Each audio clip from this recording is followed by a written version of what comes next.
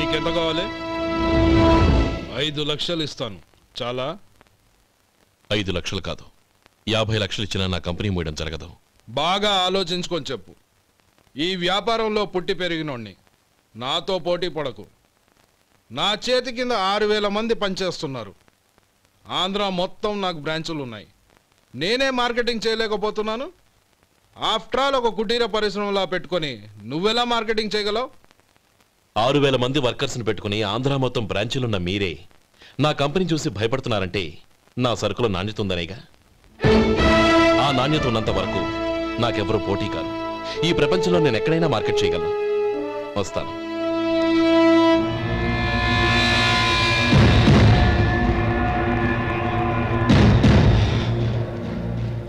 ఇక్కడ ఏం లేదండి. ఇక్కడ ఏం లేదండి. ఇప్పుడు ఊపిరి పీల్చి బిగ్బట్టు, నెమ్మదిగా వదిలే. ఓకే, లే, నెమ్మదిగా ఇలా వచ్చి కూర్చో. ఏం లేదు, మామూలు కడుపు నొప్పే. ఈ టాబ్లెట్స్ 3 రోజులు వాడు. ఎలా వాడాలో ఇందులో రాశాను. Token number 29. టౌన్ డాక్టర్ భయపెట్టేశాడు, ఆపరేషన్ అది ఇదని. కానీ ఈ డాక్టర్ బాబు ఏమీ లేదని చెప్పాడు. ఈ బాబు 10 కాలాల పాటు చల్లగా ఉండాల.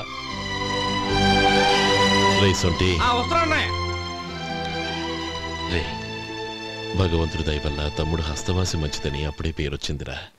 తమ్ముడిని దగ్గరుండి జాగ్రత్తగా చూసుకో. పని హడావుల్లో పడి వేళకి భోంచేయడము. అబ్బే అదే లేదన్నయ్య. 1 గంటకల్లా పేషెంట్ కట్టు, భోజనం పెట్టు. అది అలా జాగ్రత్తగా చూసుకో. నేను చూసుకుంటాను కదన్నయ్య, నువ్వు వెళ్ళు.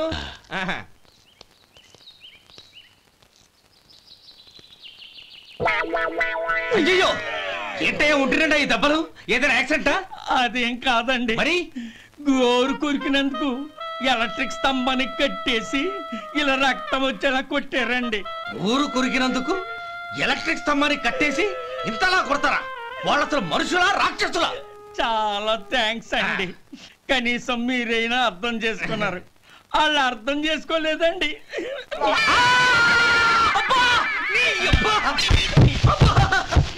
గోరు కొరకడం అంటే ఇదా?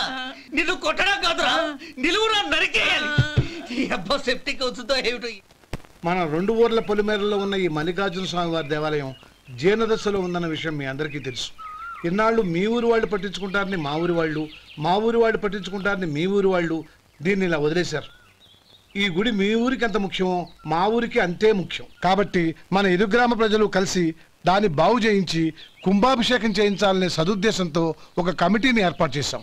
ఈ కమిటీలో 2 గ్రామాలకు సంబంధించిన ప్రముఖులు ఉన్నారు. కమిటీ ప్రెసిడెంట్గా ఎవరిని ఎన్నుకోవాలనే విషయంలో శ్రీ గోపాలరావు గారి పేరు, శ్రీ లక్ష్మీపతి గారి పేరు పరిశీలనలోకి వచ్చాయి. అందువలన మేమందరం బాగా ఆలోచించి తర్జన భర్జనలు చేసిన మీదట శ్రీ గోపాలరావు గారే అన్ని విధాలా ప్రెసిడెంట్ పదవికి అర్హులని ఈ కమిటీ నిర్ణయించడం జరిగింది.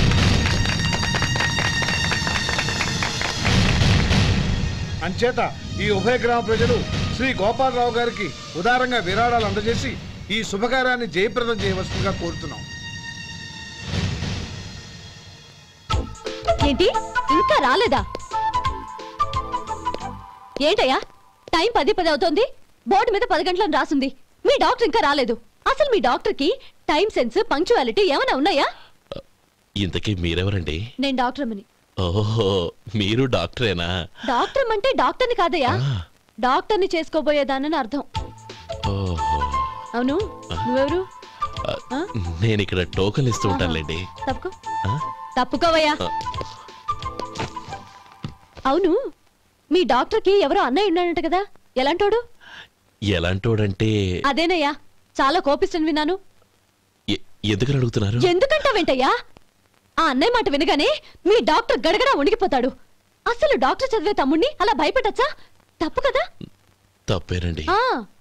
కాని కాని నాకు మీ డాక్టర్కి పెళ్ళవని ఆ అన్నయ్య సంగతి అప్పుడు చెప్తాను. ఏం చేస్తానండి? ఏం చేస్తానా, సంవత్సరం తిరగకుండానే కవల పిల్లల్ని కని వాళ్ళ అన్నయ్య చేతిలో పెడతాను. వాళ్ళకి 5 సంవత్సరాలు వచ్చేసరికి ఆయన్ని బాగా మొట్టికెళ్ళేస్తారు. అలా నా కసి తీర్చుకుంటాను. ఈ డాక్టర్ ఎప్పుడు వస్తాడో ఏంటో. అది సర్లే కానీ నువ్వు పని చేయి. మీ డాక్టర్ రాగానే నేను వచ్చి వెళ్ళానని చెప్పు. నేను అంటే ఓ, నా పేరు చెప్పలేదు. నందిని. ఏం చెప్తావు? అదేనండి, నందిని గారు వచ్చి వెళ్ళారు అని చెప్తాను. గుడ్, పైకొస్తావు.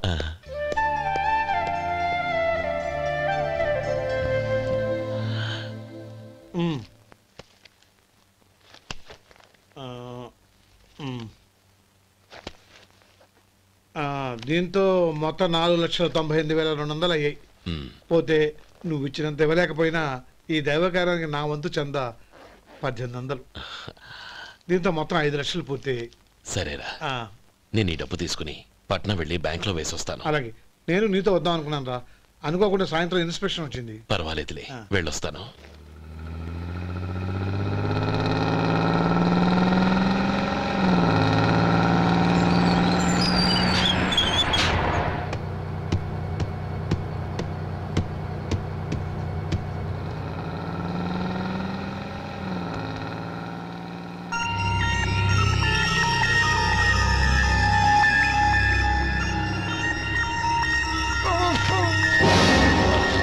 అయ్యో మూర్ఛ మూర్ఛ, బసాపండి బసాపండి.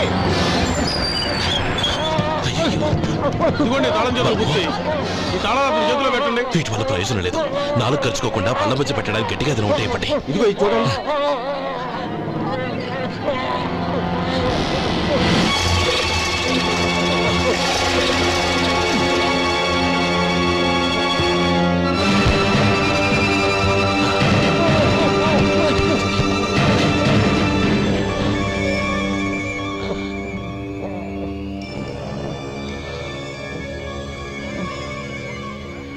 మీరు వెళ్ళి మీ సీట్లో కూర్చోండి, కొంచెం గాలాండివ్వండి.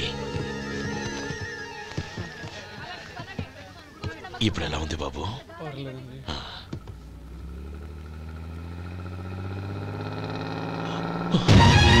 నా బ్యాగ్, నా బ్యాగ్ ఎవరైనా చూసారా? అందులో 5 లక్షలు ఉన్నాయి. నా బ్యాగ్ వెంటనే బస్ ఆపండి, ఎవరిని కింద దిగవద్దు, అందరినీ చెక్ చేయండి. నా అంచనా తప్పు కాలేదు. వాడి మంచితనమే వాడిని దెబ్బకొట్టింది. మన వాళ్ళని పంపించి గుడి తాలూకు డబ్బు కొట్టేశాడని పోలీస్ కంప్లైంట్ ఇవ్వండి. ఇప్పుడు ఆ స్టేషన్లో ఎస్ఐ వాడి తమ్ముడే. వాడే వెళ్ళి వాడి అన్నయ్యని అరెస్ట్ చేసి వీధుల్లో నడిపించుకు తీసుకురావాలి. అది నేను కళ్ళారా చూడాలి, మనసారా సంతోషించాలి. అయ్యో గోపాలం గారు, గోపాలం గారు, మీరు దేవస్థానం సొమ్ము దొంగిలించారని ఎవరో పోలీస్ కంప్లైంట్ ఇచ్చారంట. మిమ్మల్ని అరెస్ట్ చేయడానికి మీ తమ్ముడు గారు వస్తున్నారు.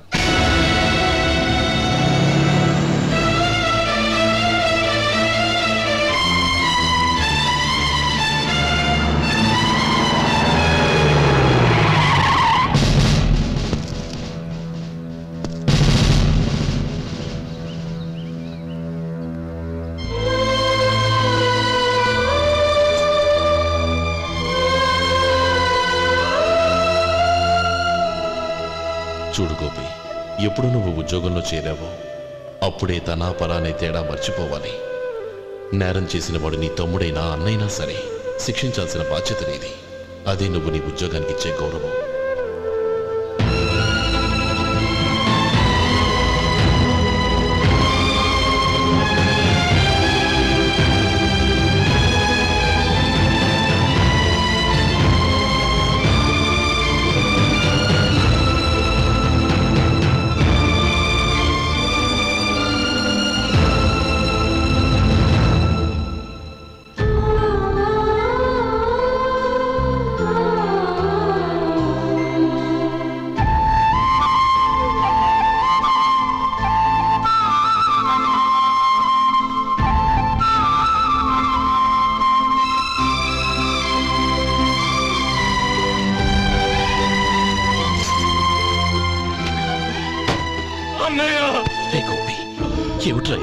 నన్ను క్షమించన్నయ్య, నేను కోరి ఉద్యోగుల చర్యలు మాట్లాడించమే, కానీ ఇలాంటి పరిస్థితి ఎదురవుతుంది అనుకోలేదు. నా ఒంట్లో ప్రతి రక్త పట్టు నీ భిక్షనన్నయ్య. నిన్ను అవమానపరిచి ఉద్యోగం నిలబెట్టుకునే బదులు నా ప్రాణాలను వదులుకుంటారు, కానీ ఈ పని మాత్రం నేను చేయలేనన్నయ్య.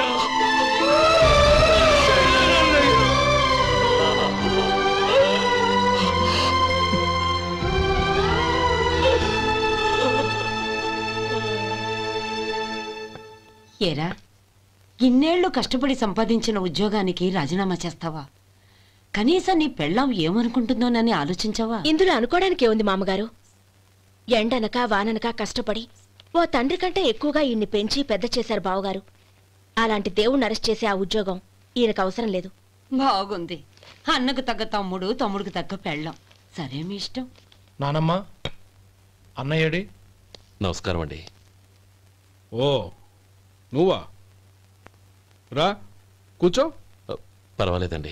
ఏంటి ఇలా వచ్చావు? ఆ రోజు నా కంపెనీని మూసేయమన్నారు. ఇప్పుడు నేను మూసేయడానికి సిద్ధంగా ఉన్నాను. దానికి ప్రతిఫలంగా నాకు 5 లక్షలు కావాలి. అలాగే, నీకు కావాల్సిన 5 లక్షలు నేను ఇస్తాను. చాలా థ్యాంక్స్ అండి. కానీ మీరు మీ కంపెనీని మూసేయక్కర్లేదు. సార్? అవును మిస్టర్ మధు, మీ అన్నగారికి జరిగిన అన్యాయం గురించి తెలుసుకున్నాను. మీ కుటుంబం గురించి కూడా విన్నాను. సహజంగా అందరూ ఐకమత్యానికి ఉదాహరణ రామలక్ష్మణులు అంటారు. కానీ ఆ రామలక్ష్మణులు ఎలా ఉంటారనేది పుస్తకాల్లో చదవడం తప్ప ఎవ్వరూ చూడలేదు. మీ అన్నదమ్ములను చూస్తే ఆ రామలక్ష్మణులు ఇలాగే ఉండేవారేమో అనిపిస్తుంది. అలాంటి కుటుంబానికి ఇలాంటి ఇబ్బంది రావడం నిజంగా దురదృష్టం. రామునికి హనుమంతుల్లా కాకపోయినా ఏదో ఉడతా భక్తిగా నా వల్ల వీలైన సహాయం ఈ 5 లక్షలు తీసుకో. మీ కంపెనీ పేరు మీదే అన్ని సరుకులు తయారు చేయండి. నేను వాటిని ప్రపంచమంతా మార్కెటింగ్ చేస్తాను. సార్, మీ రుణం ఉంచుకోను, తొందరలోనే తీర్చేస్తాను. స్నేహితుల మధ్య రుణాలేంటి మధు? We are friends.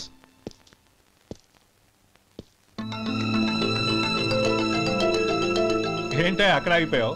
రా. నువ్వు మీ అన్నయ్యని అరెస్ట్ చేయడానికి అట్టెళ్ళావు, ఆయన లొంగిపోవడానికి ఇటు వచ్చారు. అవును, యూనిఫామ్ చేత్తో పట్టుకొచ్చావేంటి? సార్, నేను రే, ఈ మాత్రం దానికే బెదిరిపోయి ఉద్యోగం వదులుకుంటావా? నువ్వు ఇలాంటివి ఎన్నో సమర్థవంతంగా ఎదుర్కోవాలి. నిన్ను నేను ఎస్పీగా చూడాలి. అది కాదన్నయ్య. ఇంకేం మాట్లాడకు. ఇన్స్పెక్టర్ గారు, నన్ను లాకప్లో పెట్టండి. ఆగండి సార్, ఆ డబ్బు ఎక్కడికి పోలేదు, నేనే తీసి జాగ్రత్త చేశాను. ఈ విషయం అన్నయ్యకి తెలియక బ్యాగులో డబ్బు కనబడకపోవడంతో అది పోయిందనుకున్నాడు. నే పట్నం నుంచి వచ్చేసరికి జరిగిన గొడవంతా తెలిసిందే. రే మధు, జరిగిన దానికి నన్ను క్షమించనయ్యా. ఇంటికి వెళ్ళాక అన్ని వివరంగా చెప్తాను. సార్, ఇదిగోండి 5 లక్షలు. ఇది కమిటీ వాళ్ళకి అప్పగించి ఈ కేసు కొట్టేయండి సార్. భలే వాడివయ్యా, తీసినప్పుడు ఒక మాట ఆయనతో చెప్పుండొచ్చుగా. అనవసరంగా పెద్ద ఆయన స్టేషన్ వరకు రప్పించావు. Sorry sir. అన్నయ్య, మీరింటికి వెళ్ళండి, నేను లెక్క అప్ప చెప్పేసి వస్తానండి. అలాగే. ఎలా దెబ్బ కొట్టాలన్నా కుదరటం లేదు. అయినా వీళ్ళకు ఉన్న పళ్ళంగా 5 లక్షలు ఎలా వచ్చాయి? అదే బావా, నాకు అర్థం కావటం లేదు. నీకు అర్థమైతే ఆశ్చర్యపడాలి కానీ అర్థం కాకపోతే ఆశ్చర్యమేముంది? Useless fellow.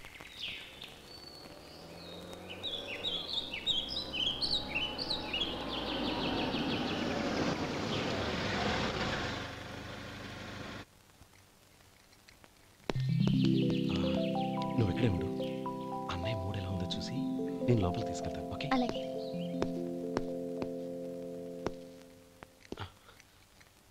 అన్నయ్య, ఏంట్రా? నేను చాలా రోజుల నుంచి నీకు విషయం చెప్తున్నాను, గుర్తుందా? ఏ విషయం? అదే అన్నయ్య, నేను ఓ అమ్మాయిని లవ్. ఓహో, లవ్ చేస్తున్నావా? ఆ విషయం నువ్వు నాకెప్పుడు చెప్పావురా? ఊళ్ళో అందరూ అనుకుంటుంటే నేను విన్నాను. సారీ అన్నయ్య, నీకు చాన్నాళ్ళుగా చెప్పాలనుకుంటున్నాను కదా, అందువల్ల చెప్పేశానేమో అనుకున్నాను. ఓహో, ఆ అమ్మాయి వచ్చిందన్నయ్య, బయట నిలబడి ఉంది. బయట నిలబెట్టడం ఏమిట్రా? లోపలికి తీసుకురా. అలాగే అన్నయ్య. ఏయ్, అన్నయ్య మంచి మూడ్లో ఉన్నాడు, రా. కమ్.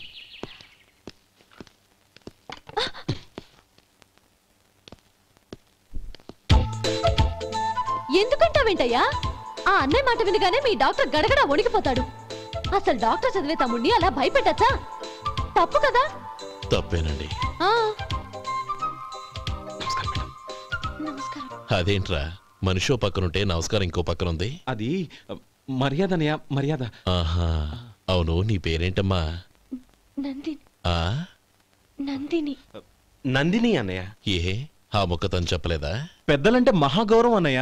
మేమిద్దరం ఇంత క్లోజ్ ఫ్రెండ్స్ కదా, ఆయన నాతో కూడా ఎక్కువ మాట్లాడదు. ఓహో కదా. నాకు మీ డాక్టర్కి పెళ్ళవని, అప్పుడు అన్నయ్య సంగతి చెప్తాను. ఏం చేస్తానండి? ఏం చేస్తానా? సంవత్సరం తిరగకుండానే కవల పిల్లల్ని కని వాళ్ళ అన్నయ్య చేతిలో పెడతాను. వాళ్ళకి 5 సంవత్సరాలు వచ్చేసరికి ఆయన్ని బాగా ముట్టిగలేస్తారు. అవును, అమ్మాయి మోహం చూడకుండా నిర్ణయం ఎలా తీసుకోనరా? తలెత్తు.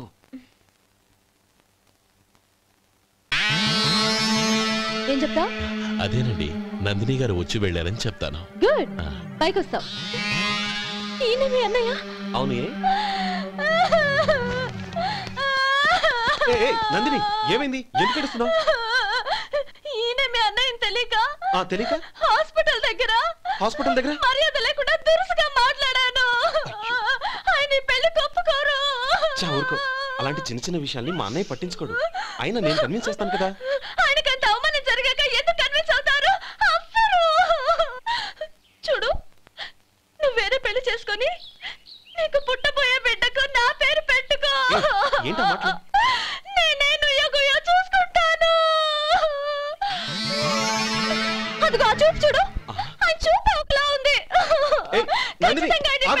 నందిని, నా మాట విను ప్లీజ్. నందిని, శేఖర్, ఆ అమ్మాయి చెప్పింది నిజమే. తనని ఎప్పుడైతే హాస్పిటల్ దగ్గర చూశానో అప్పుడే నేను నిర్ణయానికి వచ్చేసాను. విన్నావా? నేను చెప్పానుగా, ఆయన ఆల్రెడీ ఓ నిర్ణయానికి వచ్చేసారట. ఇక నేను వెళ్తాను. అలాగే వెళ్ళి ఈసారి వచ్చేటప్పుడు మీ అమ్మా నాన్నల్ని తీసుకురా. ముహూర్తాలు ఎప్పుడు పెట్టుకోవాలో నిర్ణయించుకుంటాం. అర్థం కాలేదా? నువ్వే మా వాడికి సరైన జోడి. అదే నేను తీసుకున్న నిర్ణయం.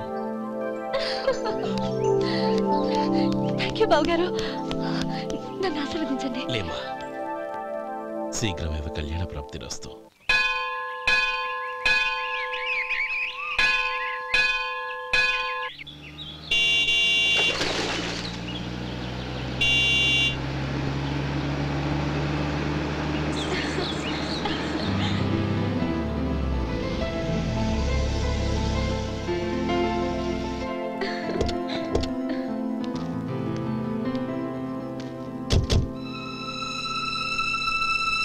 రామా,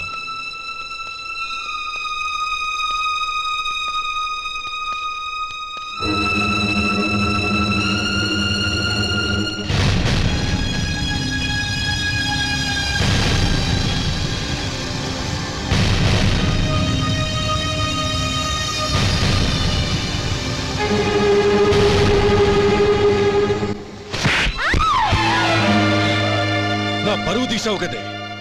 ఒక బిచ్చగాడిని నువ్వు కోరుకున్న వాడికి ఇచ్చి చేసేవాడిని. కానీ నువ్వు ఎవరిని ప్రేమించావో తెలుసా? ఎవడి నీడ సోకితే పంచమహాపాతకాలు అంటుకుంటాయనుకుంటున్నానో వాడి తమ్ముణ్ణి. ఆ రోజు ఆ గోపాలం గాడు నిశ్చితార్థం వరకు వచ్చి నా చెల్లెల్ని చేసుకొని వెళ్ళిపోయాడు. ఆ ఆవేశంలో తొందరపడి ఓ పొరుగురు వాడికి నా చెల్లెల్నిచ్చి పెళ్లి చేశాను. ఆ తర్వాత తెలిసింది వాడికి అంతకుముందే పెళ్లి అయిపోయిందని. వాడు పెళ్ళైన వాడైనా పర్వాలేదు, పరమ దుర్మార్గుడు. ఇంకొకరిని ప్రేమించిన దానివేగా అని దెప్పి పొడుస్తూ నా చెల్లెలికి మాటలతోనే నరకం చూపించాడు. అటు ప్రేమించిన వాడు దగా చేశాడు, ఇటు చేసుకున్నవాడు కిరాతకుడు. ఇలా చిత్రవధ అనుభవించి నా చెల్లెలు ఒకరోజు స్టవ్ పేలిపోయి చనిపోయింది. దీనికంతటికీ కారణం ఎవరు? వాడు అన్న. అటువంటి వాడింటికి కోడలుగా వెళ్తావా? ఒక్క మాట చెప్తున్నాను విను. నువ్వు జీవితాంతం పెళ్లి చేసుకోకుండా ఇంట్లో పడినా పర్వాలేదు, కానీ వాడి తమ్ముడితో మాత్రం నీ పెళ్లి జరగదు. రేయ్, పురోహితుని రమ్మని చెప్పు. వచ్చే ముహూర్తంలోనే నీకు నందినికి పెళ్లి.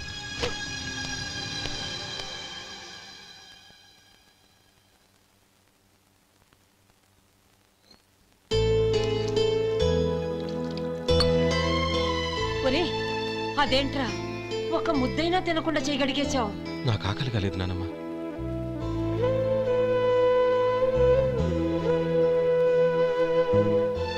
ఆ అమ్మాయి చాలా మంచిది, చదువుకున్న పిల్ల, మనందరికీ బాగా నచ్చింది. కానీ ఆ లక్ష్మీపతి గారి గురించి ఆలోచిస్తేనే నాకు భయం వేస్తోంది.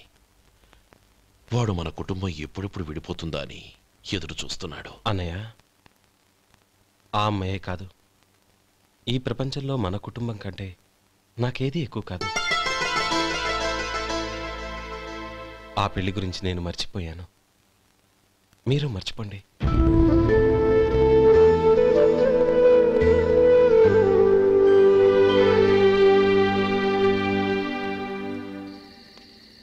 శేఖర్, నువ్వా? ఏంటి ఈ టైంలో వచ్చావు? నీతో ఓ విషయం మాట్లాడాలి. ఒకసారి బయటకు వస్తావా?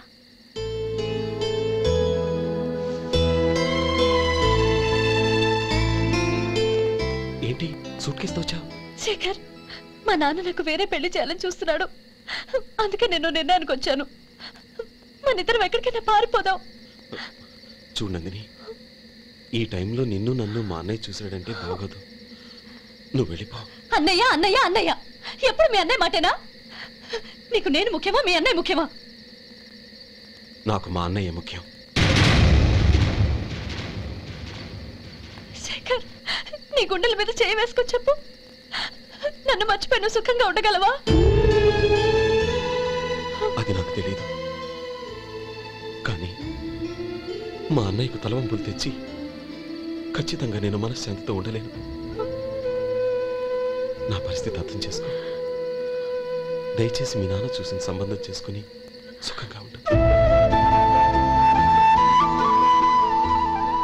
చాలా టైం అయింది, ఇంకా బయలుదేరు. నన్ను క్షమించు.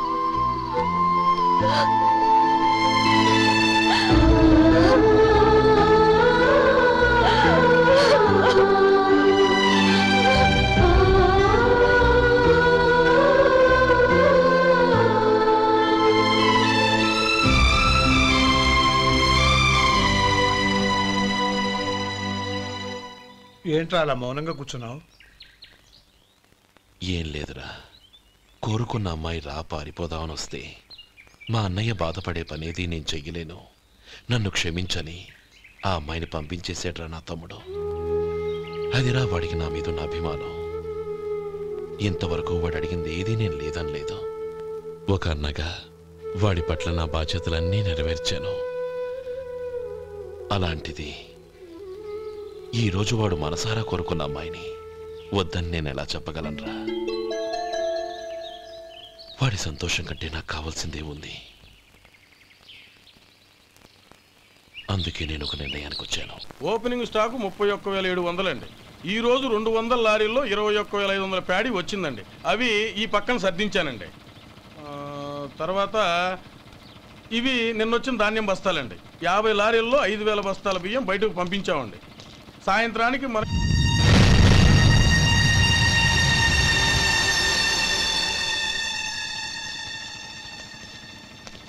వీడెందుకు వచ్చాడు ఇక్కడికి?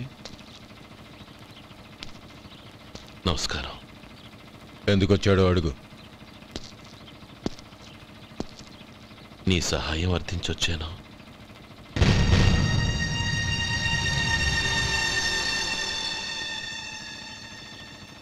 మీరు వెళ్ళండి. ఆ రోజు నీ చెల్లెల్ని నేను చేసుకోనన్నాను. ఏ పరిస్థితిలో అలా అన్నానో నీకు తెలుసు. నేను చేసింది తప్పని నీకు అనిపిస్తే ఆ తప్పుకి నా తమ్ముడిని శిక్షించద్దు. మన మధ్య ఉన్న విరోధం తెలియక వాళ్ళు ప్రేమించుకున్నారు.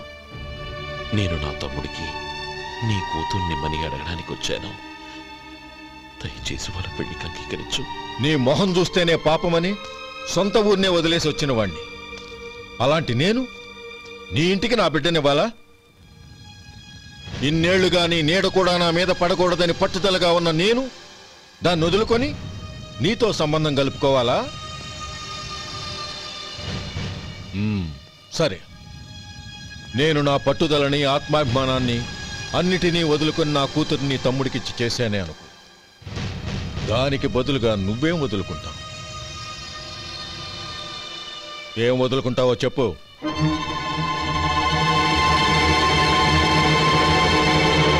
నీ ప్రాణాలు వదులుకుంటావా? అలాగే. నీ ప్రాణం వదిలితే నాకేంట్రా లాభం? నువ్వు దేని మీదైతే ప్రాణాలు పెట్టుకున్నావో దాన్ని వదిలే. నీ తమ్ముళ్ళ మీదగా నువ్వు ప్రాణాలు పెట్టుకున్నావు, ఆ తమ్ముళ్లను వదిలే. అన్న అనే బంధానికి నువ్వు నీళ్లు వదిలేయాలి. ఎప్పుడు నీ తమ్ముడు నా కూతురి మెళ్ళలో తాళి కడతాడో అప్పుడే నీకు నీ తమ్ముళ్లకు ఉన్న అనుబంధం తెగిపోవాలి. నీ తమ్ముడు నా కూతురి మెళ్ళలో తాళి కట్టడానికి ముందే నువ్వు శాశ్వతంగా ఈ ఊరొదిలి వెళ్ళిపోవాలి. వీటన్నిటికీ నువ్వు అంగీకరిస్తేనే ఈ పెళ్లికి నేను అంగీకరిస్తాను.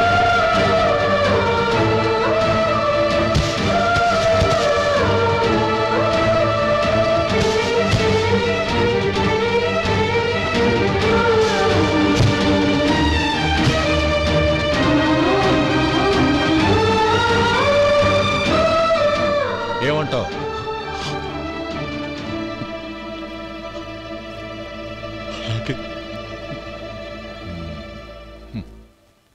ప్రమాణం చేయి.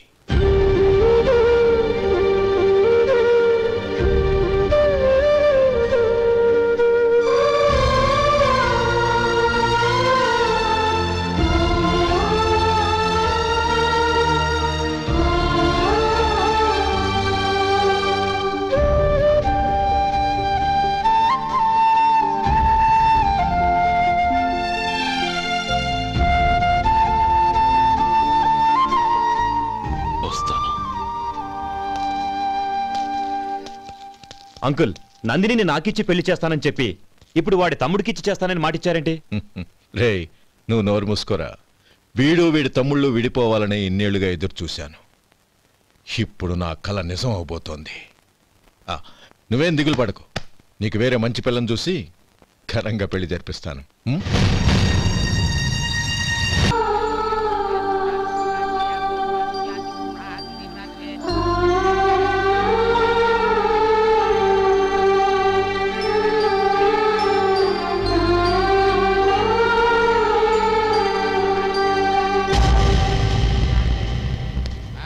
రే గోపాలం, రే రే, మమ్మల్ని అందరినీ వదిలేసి వెళ్ళిపోతున్నావురా?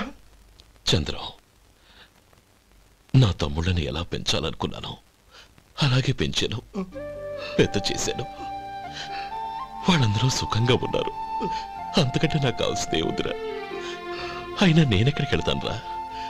వాళ్ళ ఆనందంలో ఐకమత్యంలో నేను ఎప్పుడు ఉంటాను.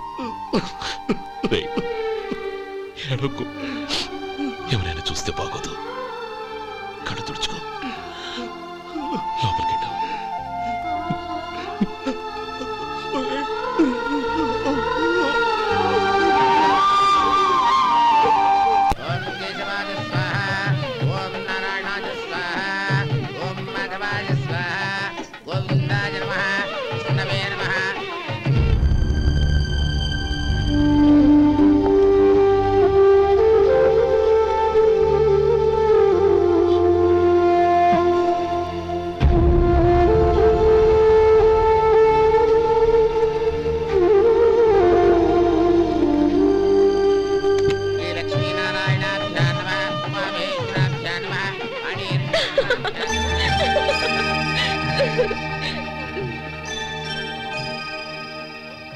మావయ్య, అన్నయ్య ఎక్కడ?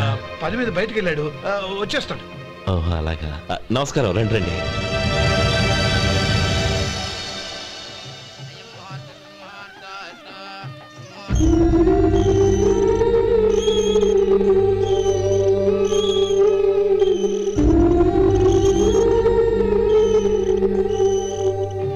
చంద్రం, గోపాలం ఏడ్రా? ఎక్కడా కనపడడం లేదు. ఇందాక నీతో మాట్లాడుతుండగా చూశాను. అది ఎవరినో పిలవడం మర్చిపోయాడంట, అక్కడికి వెళ్ళాడు. ఈ పాటికి వచ్చేస్తుంటాడు. అలాగే.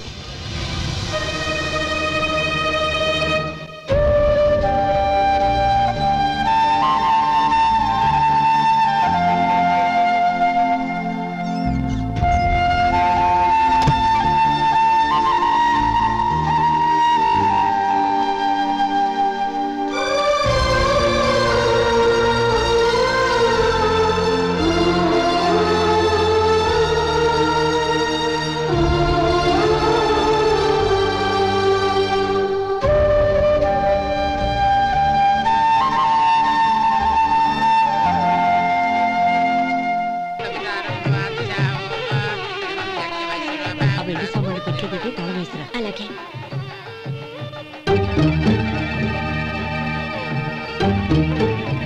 అన్నయ్య పెద్దనే ఏడి చిన్న పని మీద బయటికి వెళ్ళాడంట, ఇప్పుడు వచ్చేస్తాడు.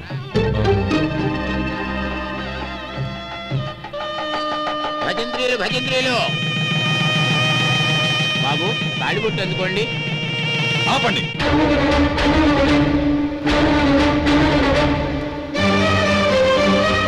మా అన్నయ్య రానివ్వండి, తర్వాత తాళి కడతాను. అదేంటి బాబు, ఆలస్యం అయితే దుర్ముహూర్తం వచ్చేస్తుంది. మా అన్నయ్య ఎప్పుడు వస్తాడో అప్పుడే నాకు మంచి ముహూర్తం. దుర్ముహూర్తం వచ్చాక తాళి కడితే శుభం కాదు. మా అన్నయ్య లేకుండా చేసే ఏ పనైనా నాకు శుభం కాదు. నేను తాళంటూ కడితే అది మా అన్నయ్య వచ్చిన తర్వాత. ఇక మీ అన్నయ్య రాడు. నువ్వు నోరుమై. ఏంటో అనేది? నేనన్నది పచ్చి నిజం. నా మాట మీద మీకేమైనా అనుమానం ఉంటే అసలు జరిగిందేంటో ఈయన్ని అడగండి. మావయ్య ఏంటిదంతా? అసలు ఏం జరిగింది? మీరందరూ నన్ను క్షమించండి.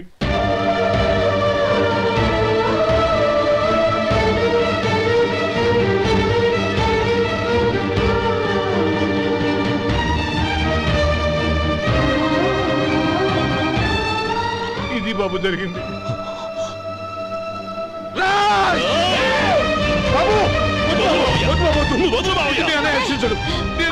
అర్థం చేసుకోండి. ఏదైనా గొడవ అయితే మన కుటుంబం గౌరవం ఏమవుతుంది?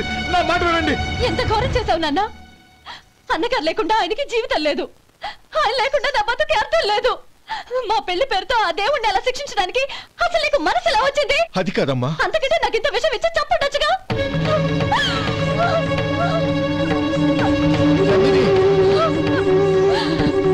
నందిని, నందిని, నందిని, అమ్మా నందిని, నా మాట వినమ్మా. నందిని, ఎందుకే బాధపడతావు? వాడు కట్టుకోకపోతేనే నిన్ను చేసుకోవడానికి నేనున్నానుగా.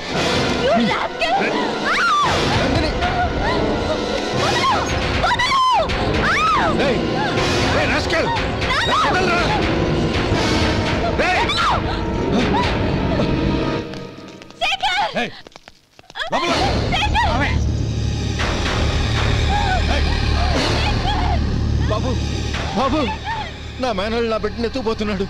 నా జీవితం నాశనం అయిపోతుంది. మీకు దండం పెడతాను, దాన్ని కాపాడండి. నీలాంటి వాడికి పుట్టిన దాంతో మాకేమిటి సంబంధం? ఎవరిని కాపాడాల్సిన అవసరం మాకు లేదు. ఒరేయ్ శేఖర్, తప్పురా. ఎప్పుడైతే అమ్మాయి నీతో పెళ్లి పీటల మీద కూర్చుందో అప్పుడే మన ఇంటి గొడవలేనట్టు లెక్క. అవునండి, ఒక ఆడపిల్లని కాపాడలేకపోయామని బావగారికి తెలిస్తే మనల్ని క్షమించరు. నానమ్మ వీళ్ళని తీసుకుని ఇంటికి వెళ్ళు. శేఖర్, గోపి మీరెళ్ళి అన్నయ్య వెతకండి. నందిని విషయం నేను చూసుకుంటాను. వాడు ఎక్కడికి తీసుకెళ్ళి ఉంటాడు?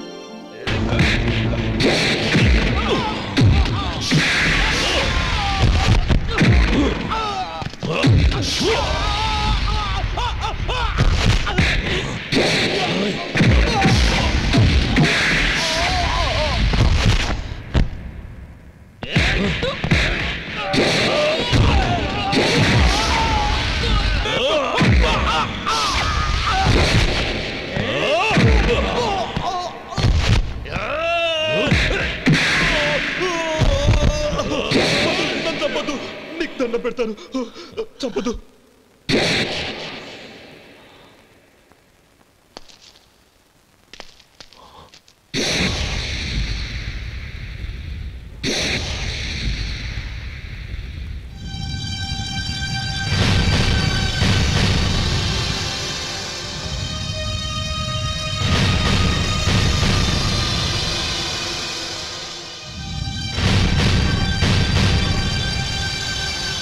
నన్ను క్షమించు లక్ష్మీపతి.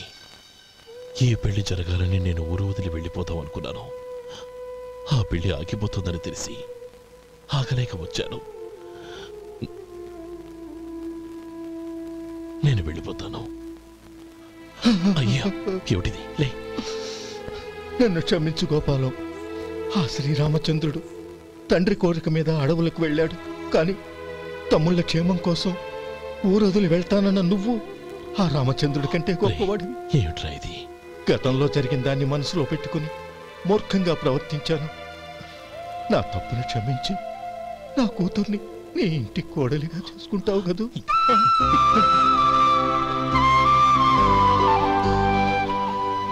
బావా, నా మనసులో ఉన్న కోరిక చెప్పనా? చెప్పు బావా.